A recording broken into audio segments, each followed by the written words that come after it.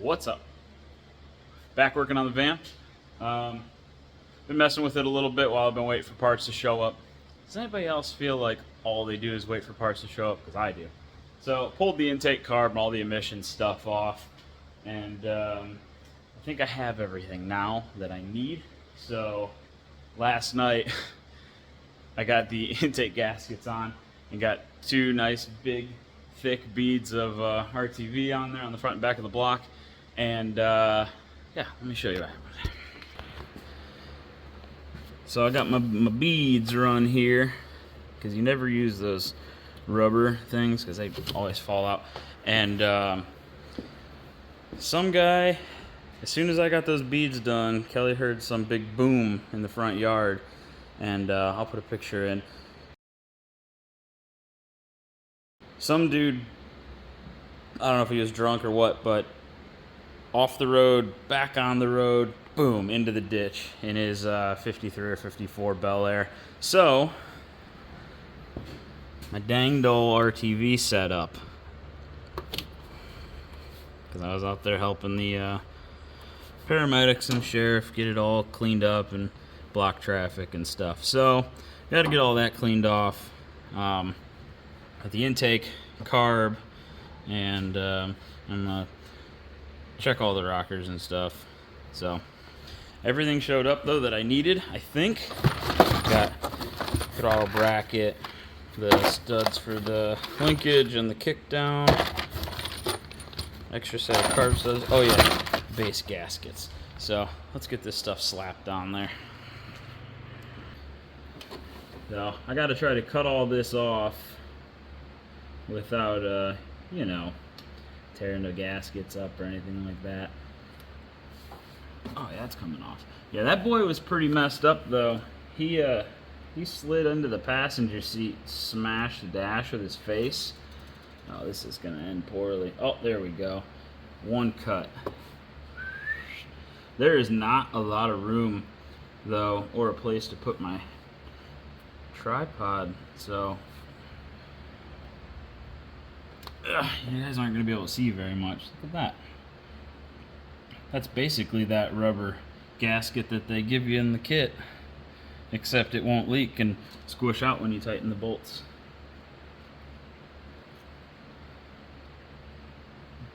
I'll get the other one cut off, new bead on, and then we'll put the intake on. Gentle. Gentle. Gentle but faster. Gentle, faster.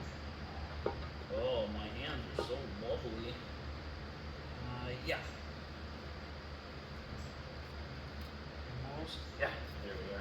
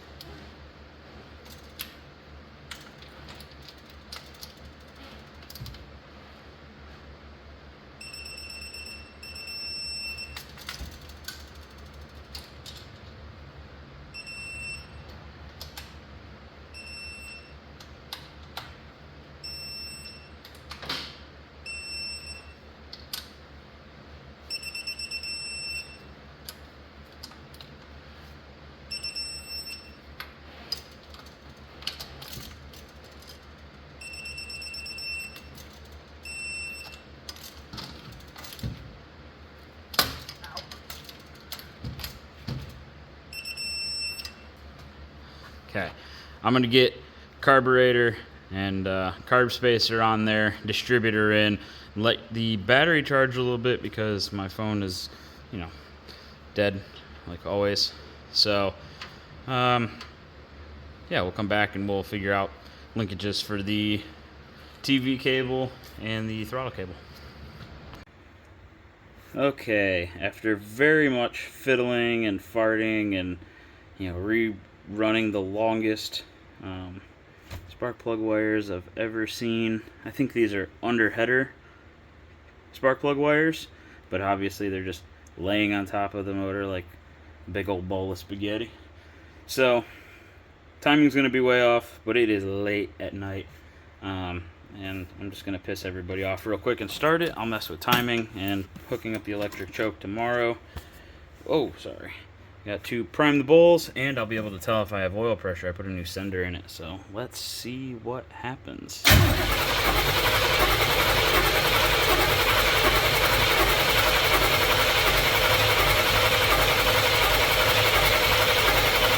Why are we awfully gallopy?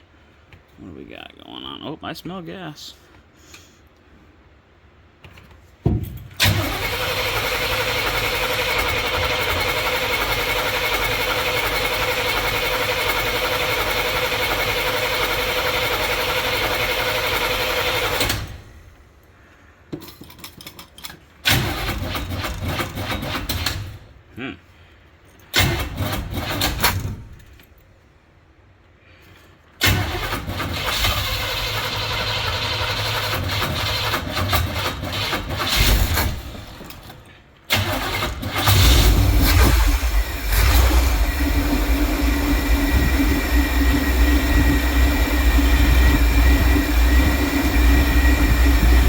Kind of unhappy there for a second.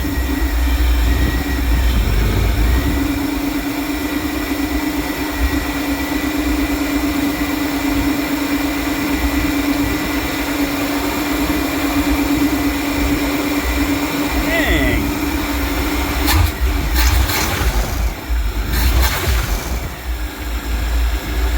Sounds pretty good. Oil pressure gauge still doesn't work. Bummer.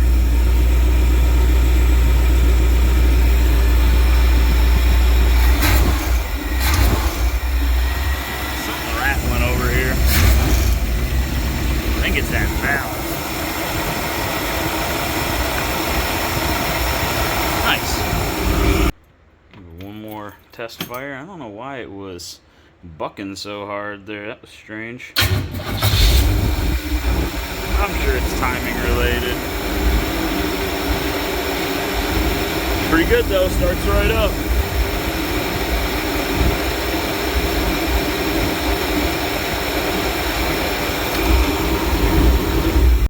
Cool.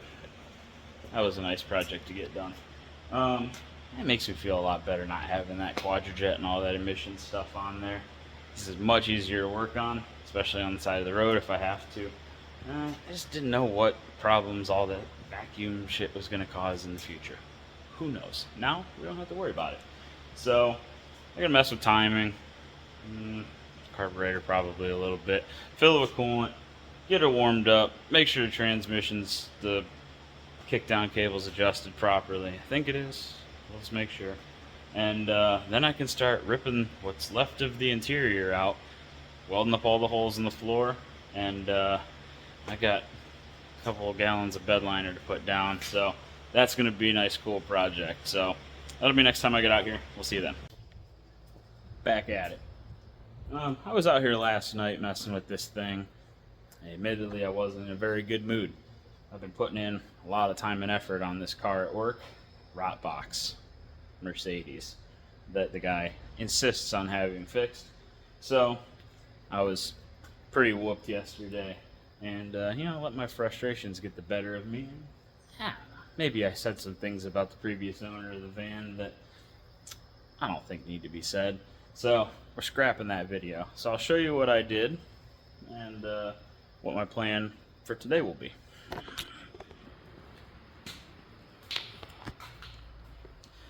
So I was getting this cleaned up, ready to prep it for bedliner, and I wanted to go up the wall a little bit. As you remember, this was all paneling. As you can see, there's no more paneling. So couldn't get up high enough up the wall, so I ended up ripping everything out. And I found some things I wasn't really impressed with. I only found 2 little spots of rust in this whole floor. I'm pretty happy about that. These windows need to come out. I already bought the butyl to reseal them when they go back in. This is what I wasn't real happy about, was the portholes. Why would he not just move the porthole back, you know, a little bit instead of doing that? Looks like he cut the hole and then changed his mind. I don't know, whatever.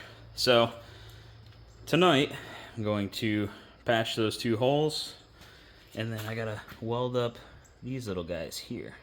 All these are screw holes from the floor that was in here, and then I can start prepping this thing out with the cut brush. I had to go buy a new Hobo Freight buffer because my buffer got burned up at work stripping a car, but whatever, I needed a new buffer for at home anyway.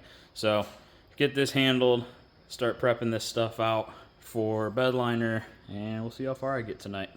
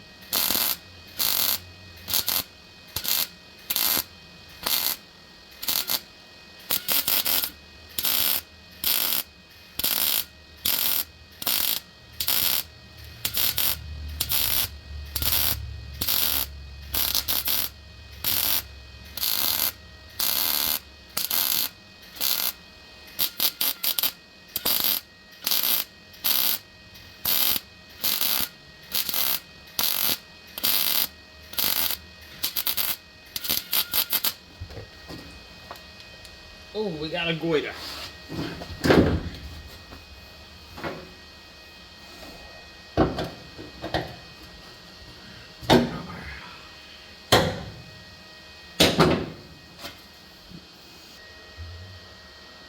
There we go, all welded in.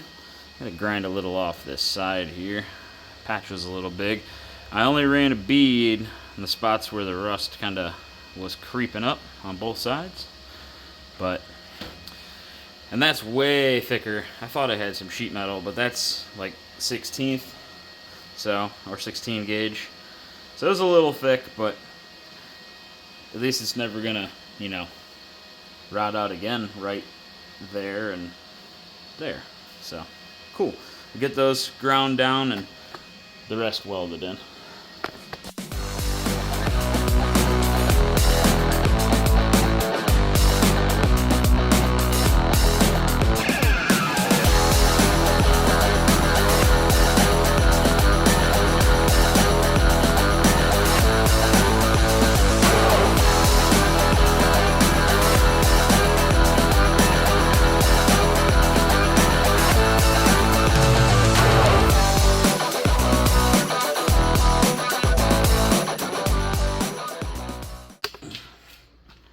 So this is what I'm going to be covering it with, Raptor liner. We use it for a lot of stuff at work, basically like the underside of cars that we restore, or inner fenders, or trunks, inside doors, rocker panels.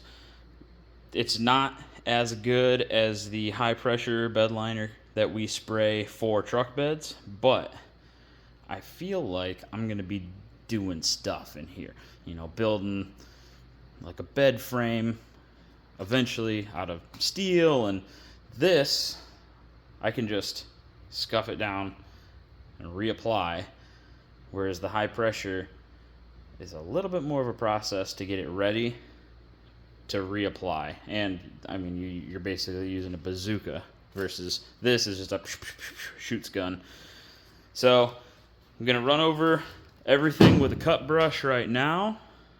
And then there's a couple of bare spots, obviously, anywhere where I burn through, I'm going to spray epoxy on. This is actually a 2K epoxy. It's like a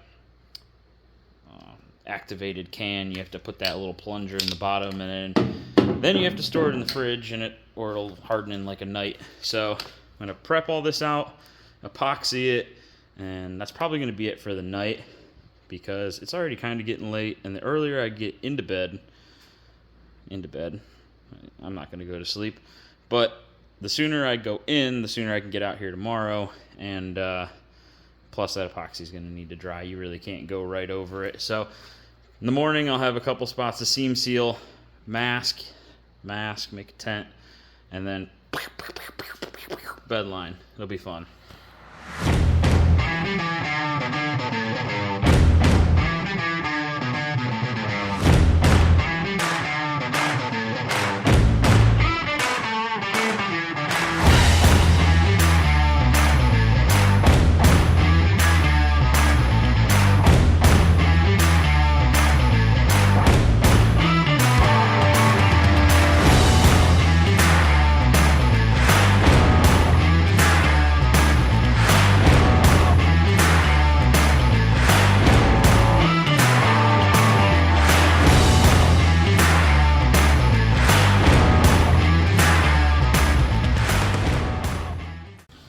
Next day, it's go time.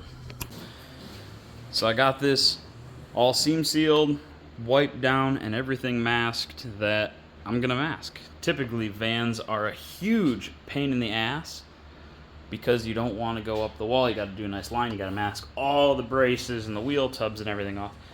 But the insulation's going back in here, and then the paneling. So who cares if it gets oversprayed up there a little bit? I mean, I'm gonna go to there anyway. So just gonna use a little gun control. I've been spraying this stuff for a long time, so it's pretty easy.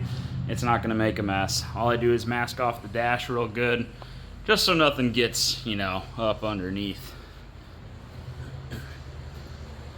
The plan will be 3 bottles for build coat, 3 bottles for build coat, 2 bottles for the texture coat, and here's that gun. It's like a siphon gun. So pickup tube, there's the nozzle, you just screw it on there and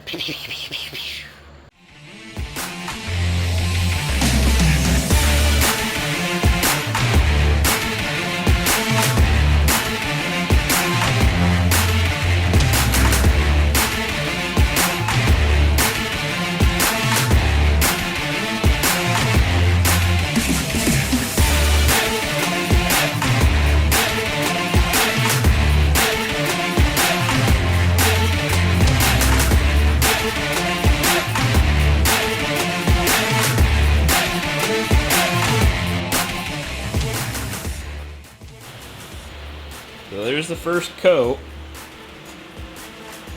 and I really hit it hard. I mean, that was 4 bottles instead of 3, but I mean, I hit this pretty hard. I think I got the build that I wanted overall in 1 coat.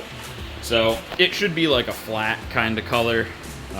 When you really put it on heavy, obviously this is what it looks like, very, very wet. I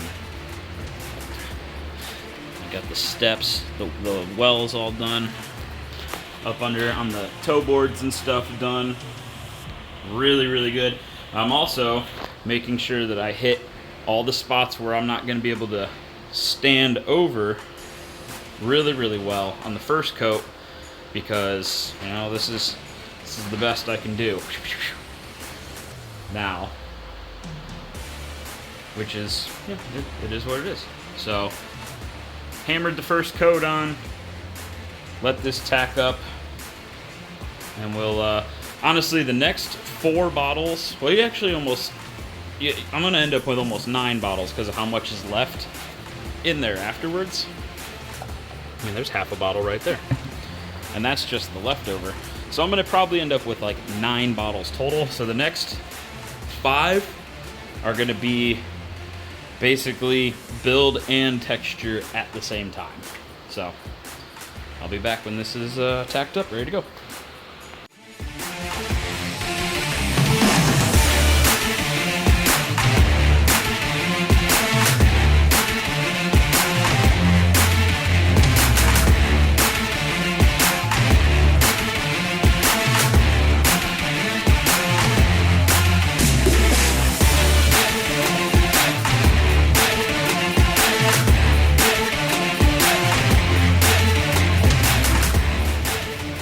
That's more like the type of coat they want you to put on. That was only, what, 3 bottles? A 4-liter kit is supposed to do an 8-foot truck bed. 2 coats textured. This is like 12 foot. I have 8 bottles, so I'm about where I need to be. You just notice it's a lot more flat. That was still a pretty heavy coat. So now I've got about 1.5 bottles. This one's pretty well gone, and I'm just gonna keep texturing and build it up. I'm kind of like this last coat, so it's gonna be a little heavy texture. I mean, it looks great. So I'm just gonna go around, keep texturing until I'm out, because I got 8 bottles. So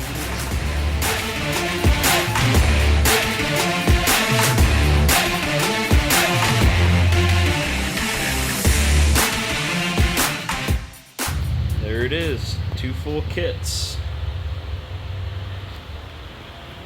The last, I don't know, probably 1.5 bottles. Probably really didn't even need, but